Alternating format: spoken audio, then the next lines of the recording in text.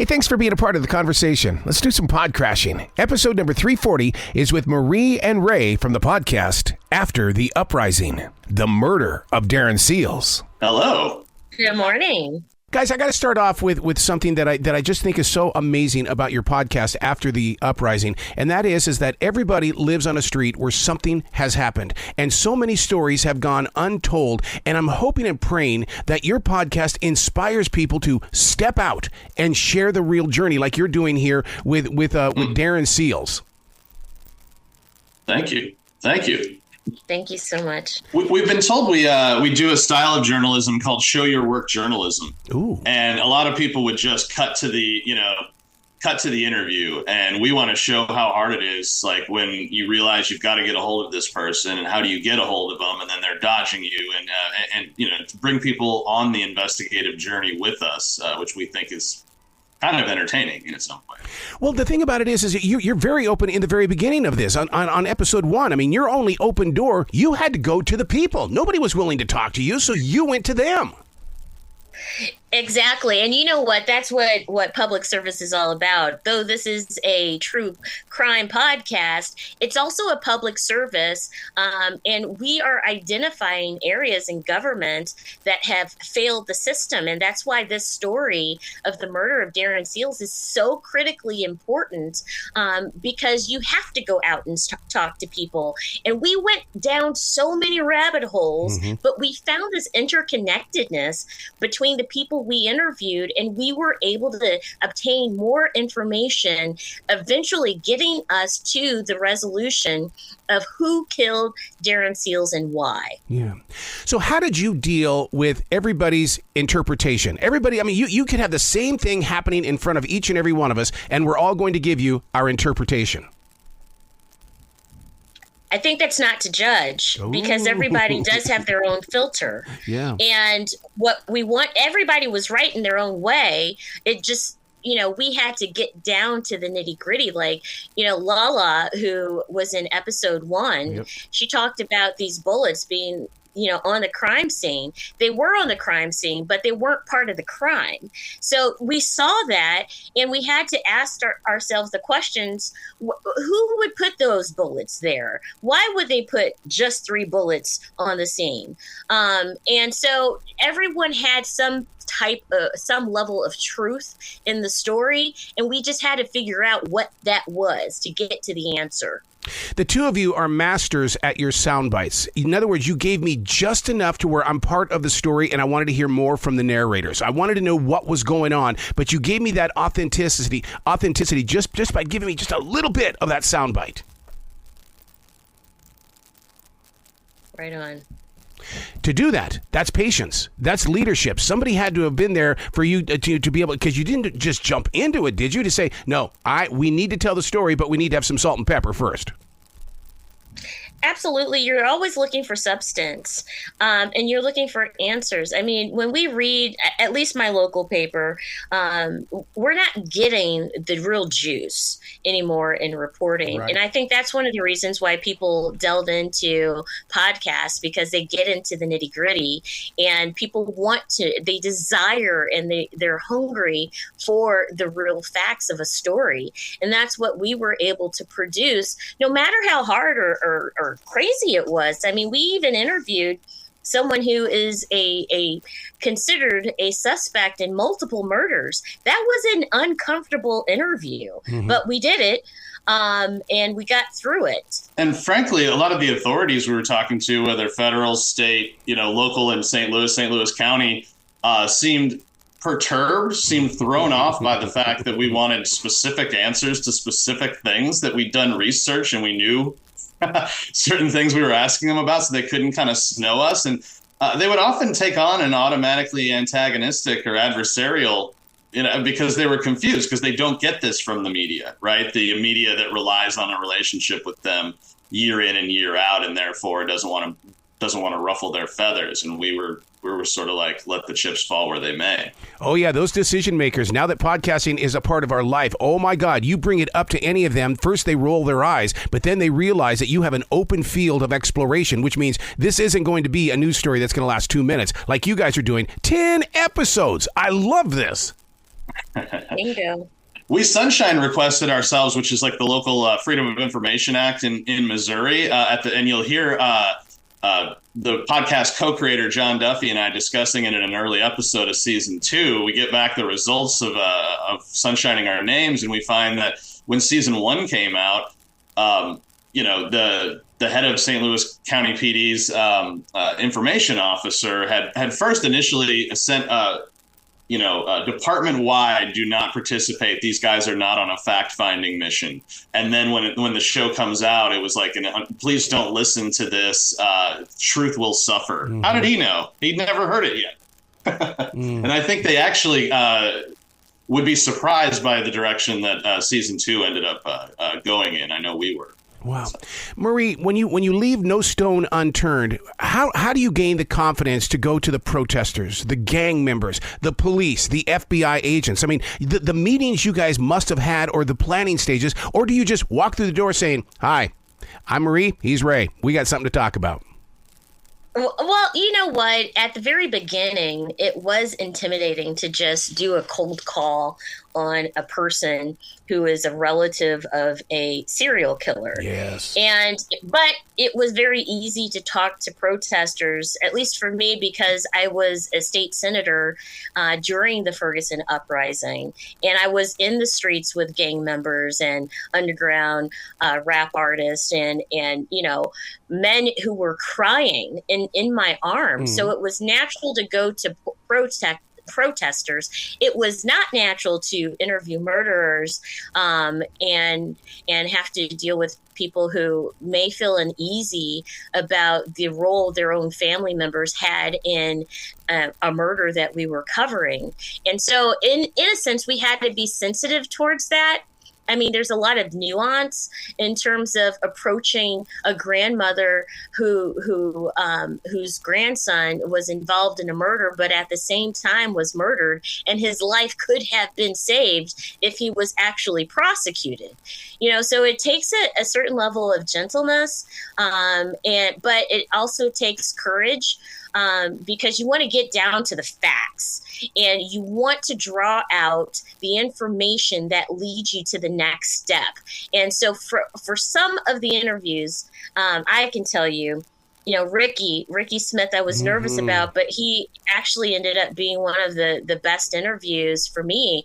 I would say one of the most unnerving interviews that both Ray and I had was the interviewing LP, who was in the rap group Bottom Boys, because we knew his history and we had all of his police records, and we knew that he was a drug dealer. We knew that he was a suspect in multiple murders. And so we had to do what we did. Every interview is different, but for the difficult ones, you find the inspiration and courage because you're following the story and you want to deliver good input for your audience members. One of the things that I, in listening to the podcast and experiencing it, because it is an experience, is that when we read about first of all, I got to tell you, your transcripts keep me glued to that, because if I miss something out, it's right there in those transcripts. So thank you for doing that. But you listen to the story about Darren Seals, a rapper. He's an activist. He's got the kind of a charisma like a Malcolm X. But at the same time, I'm sitting there thinking, my God, this also could be Tupac, because Tupac was the rapper, was the activator. He was also so involved with the community. He was. Tupac is a legend. He went through a lot of stuff, but his mother, yes, she was an activist, and his aunt was an activist. And a lot of this comes from, our past. I mean, we did another interview where someone asked about, where our country is heading. And, for some of us, what flashes before our eyes are 400 years of slavery if one option wins the presidency. And we have to remember that there's so many people who fought for the rights that we have right now. And Darren was an example of that. And he led people, but he also took the space that was void. He took the space that was empty and he made something out of that space so other people would have a voice. And people followed him because of his honesty in that approach in delivering, hey, this is the message that we should be communicating throughout the world and in a way every single day. And when you mention Tupac, I mean, it makes me think of how charming Tupac was and the charisma he had. And that's where I feel like I see a lot of that in Darren Seals. Yes. And those who want to take this journey of these 10 episodes are going to be treated to the man in his own words. A lot of our archival audios, they call it, that we found of him. And he is a guy that will grab you. You will like him. You will want to know who this man is and what happened to him. What I don't want listeners to do is skip the podcast. They've got to go 1 to 2 to 3 to 4 because everything comes together, because that's how you creatively have put this together. They want to know who done it right away, but it's like, whoa, stop. You've got to hear the full journey. And I love the way you guys patiently do that. Hey, thank you. I mean, it was twisty and turny. We started with one premise, which is that there was a witness who saw Darren's Jeep being driven to the site where it was set on fire. And what he saw was, a black man 5'6" with dreads get out of that vehicle wearing socks on his hands, and then get into one of the two vehicles that had trailed. So we knew there was that gentleman, and there were the drivers of these two other vehicles. And then out of apparently the bushes comes what he thought was a white man with a ponytail. And a moment later, the car goes up in flames. So now you got a situation with at least 4 individuals, one of them white with a ponytail. And it sort of raises a lot of questions and a lot of trails that we start heading down, and they lead in all kinds of contrary directions. And what's intriguing about this is the actual murderers of Darren Seals. Yep. They held on to the fact there was a white man. They wanted the public to believe that it was not them themselves, but it was this white guy who probably, what was inferred was that he was possibly a racist person who wanted to just kill Darren Seals. And, the reality was different than that. And so that's why it's so important to have these facts and really hone in on them, because perception is a big deal. And I know in politics, perception is everything. But when it comes to murder, you want to know the facts. And that's what we were able to discover. And I will also tell you, there are facts that came out on our journey as we were trying to tell the story. The example is what Ray just said. We didn't find out, the real storyline until we got to episode 10 in terms of who may have been in that car that drove off and was a participant in the murder of Darren. We didn't find that out until later on. In fact, we were 6 weeks before release of this podcast when, I don't want to spoil it, but something dropped in our laps that basically answered everything. And we already thought we knew, but here it was in detail. And we had to scramble to redo that 10th episode. I was going to ask you about that, if things started to play out even more as you were putting the podcast together, because, most podcasters, they like to rush to get to the finish line. But, man, not with you guys on this thing here. But how do you handle those moments when there is a quick twist? Do you go back into it because your continuity director is saying, look, that has to be in there for this to happen here? We had a lot of those moments, actually. And you know what? It's still ongoing. Like, I don't want to let go of our 10 episodes. I believe in this story, there should be 5 more episodes because there's that much more information and we have so much more investigation to go. And, frankly, there's like one piece of evidence that's still lingering that our local county government will not release. And it's like a basic thing that any reporter would be able to get a hold of.